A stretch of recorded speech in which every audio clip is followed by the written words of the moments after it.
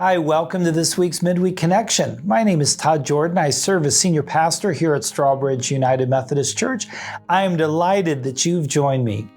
Well, it's been a summer. I don't know about you, but it's been a busy time. I know with the hurricane and everything else going on, you've probably had way more to deal with than you probably have wanted, but hopefully you got an opportunity for some rest, some relaxation, maybe even some vacation. Did want to update you all as a church on where we are with our Embrace the Spirit capital building campaign.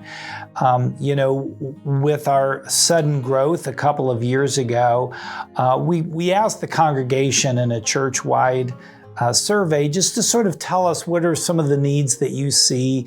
And what we heard was a need for more adult Sunday school space, parking, more storage for missions, that sort of thing. So we went to church council, and church council approved a building campaign that could identify, what is it that we want to do, what is it that we want to build and or renovate, and then to approve a capital campaign that would financially support whatever the vision was. And so our building team has been working hard with our architect, with church staff, with ministry leads and other lay leaders to put together a plan that would address the facility needs for all of our ministry areas and the entire church. However, what made it difficult was with all the new members that came in back in 2022, we didn't know what the funding capacity would be because we don't have a long history of church giving that we could go back to.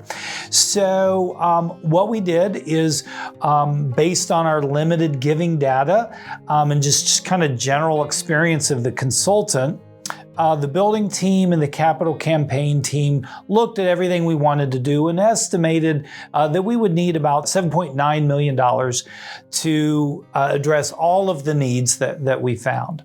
So then the building team began a process of prioritization. We were not expecting necessarily to raise $7.9 million. So what we wanted to do, and we also had heard loud and clear that we didn't want to take on significant debt. So what we wanted to do was to prioritize things so that we could sort of come up with a pay-as-you-go, step-by-step plan. So at the same time, this spring, our capital campaign leadership team led us through a capital campaign asking you all to make a financial commitment. And let me just tell you, you responded graciously and generously. We did not get to the $7.9 million, but we didn't think we would. We just kind of wanted to know what we could do now so we could begin to prioritize into phases. So where are we? Well, after a number of conversations that we've had and had gone through a number of design iterations, we have a complete vision of everything we wanted to do, and it's broken up into 3 phases. And the idea is that we would pay for each phase as we go. And so this week, you will receive in the mail a letter from me that will include a brochure that will detail what's included in each of the 3 phases and how much each of those phases cost. Now, one thing I do want to point out, you might notice that while the parking lot is not part of phase 1.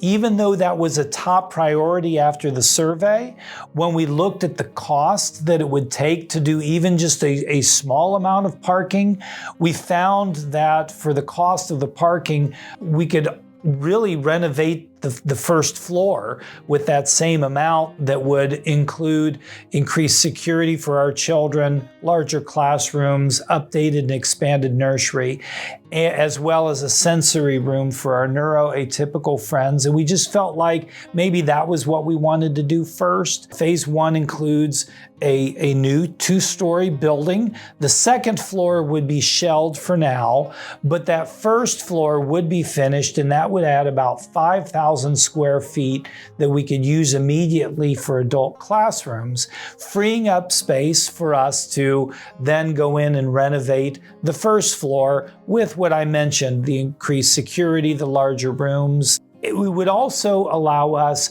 to do some renovations in the choir room and expand the choir loft, which we need now. And we would also include the re-roofing of our building in that first phase.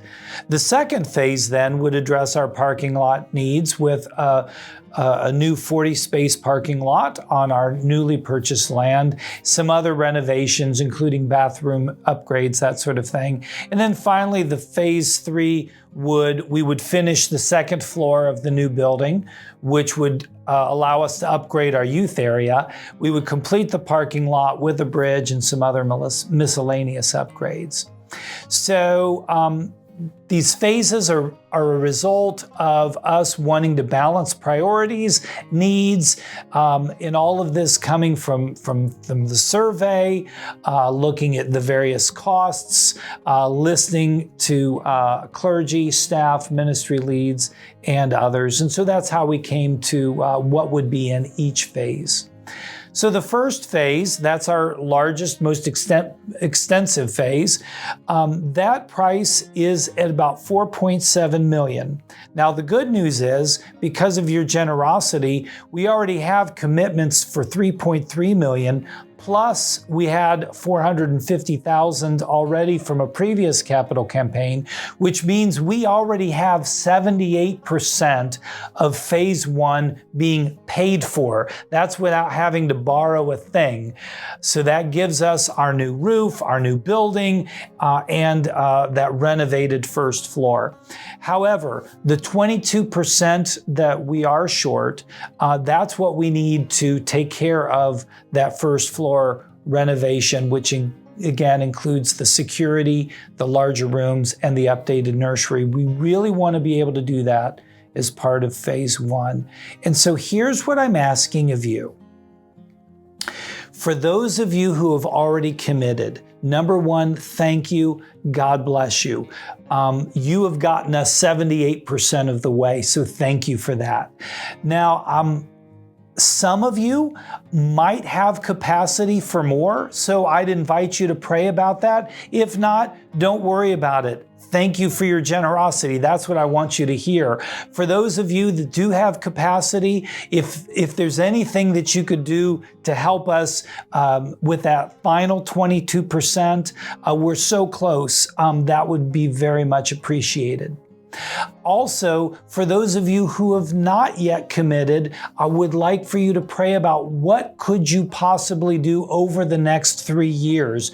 We have several hundred folks who could potentially contribute to this. So even if what you can do is a small amount, multiply that by 100, 150, 200 people, all of a sudden, God is doing amazing things through you. So if there is anything that you can do to help us we're so close, that really helps.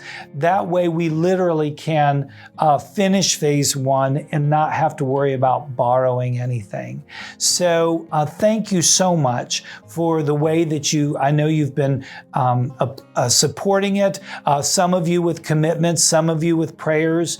For those of you who will commit something more or something, thank you ahead of time for your gift. And let me just assure you, I trust that God has an amazing plan for us. If you have any questions, let me know. But look out in the mail for more information on ways that you can support the campaign, as well as all the facts that will go into phase 1, phase 2, and phase 3, and how you can help us right now. May God bless you. Have a great day, and I look forward to worshiping with you this Sunday.